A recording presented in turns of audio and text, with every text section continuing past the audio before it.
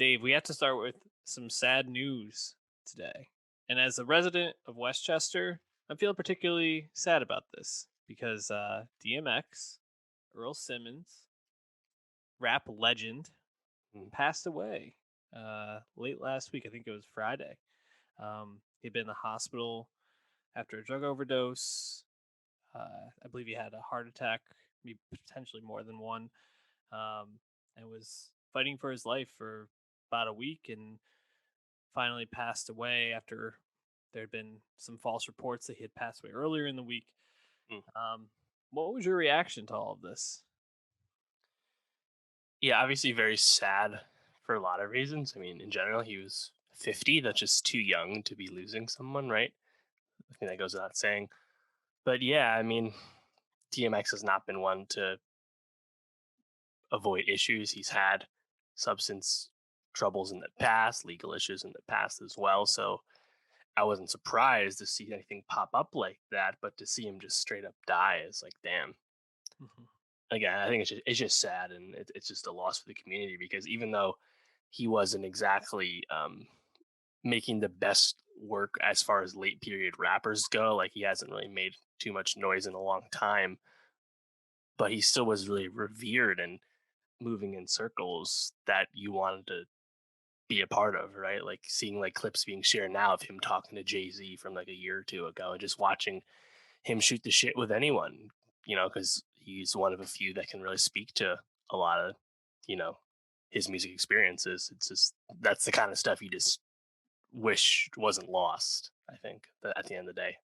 Yeah, and there was a clip going around where he had done an interview, I believe, back in February of this year, saying, if I died tomorrow, like I lived a good life, and I think there's like some like peace that comes with that, but also I think some sadness and the idea that I think he seemed to have some idea that maybe the way he was living or his health wasn't always um, the best, but seeing the story shared about him of like just real genuine kindness and sincerity.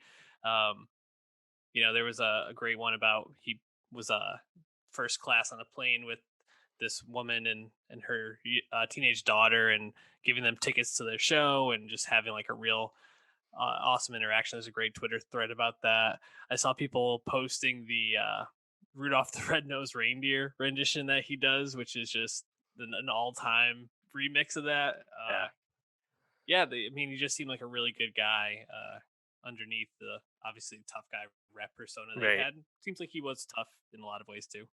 Oh, definitely, definitely. And I mean, musically, I think that was a big part of him. But Yeah. yeah, I mean, speaking of his genuineness, it's like there were stories of him taking time out of his day to like really just sit down and talk to like some homeless person he had just come across and not just like hand them some money and pat him on the back, but actually like sit and just be with them for like a long stretch of time. Like he really seemed to sympathize with that kind of struggle because he went through a lot, so much on his own. Mhm. And it took him a long time to even become a big artist. Like he didn't really get successful till his late 20s, right? Which is pretty uncommon for hit rappers. But I mean, and that's the thing. It's like I actually remember meeting someone in college whose favorite rapper of all time was DMX, which was pretty Mm. uncommon because given our age, we were not the most musically cognizant at the time of DMX's peak, right? I mean, it's only really a few years, but he was really running New York at that time. Post Biggie and Tupac as kind of like a extension of gangster rap, but really a antithesis to the rising shiny suit era that Diddy was leading in New York.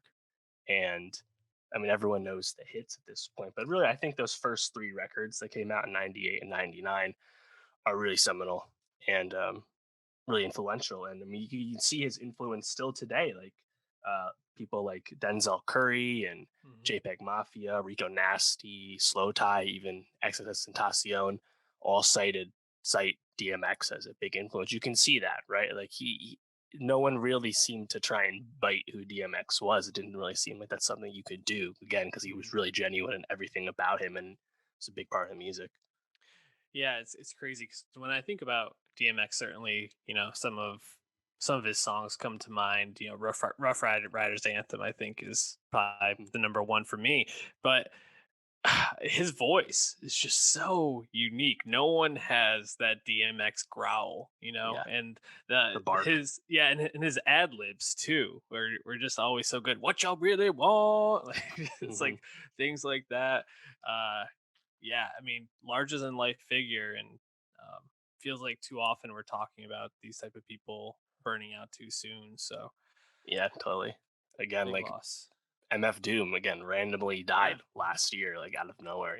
Stuff just really sad. I think the best clip and it's a clip that was shared pretty regularly in general, even before DMX passed. But DMX at Woodstock 1999, just because it's an incredibly legendary performance. No background vocals, as energetic as you expect DMX to be, but also, if I'm not mistaken, it was the biggest live crowd for a hip hop performance at the time, like damn near 200,000 people to see DMX a year plus into his real fame at that. Like, and obviously Woodstock 99, total shit show, but by all accounts, that was one of the better moments of it. Um, but in That general, I mean, just crowd. watch that set. It's insane. Yeah, that crowd is like eating out of the palm of his hand the whole time. He's just running back and forth. And it just seems like it goes on forever. It's almost just like he's playing to like the entire world, it feels like at times in that video. So pretty amazing. Definitely check that out. And yeah, play some DMX this week in his honor. Give him those spins.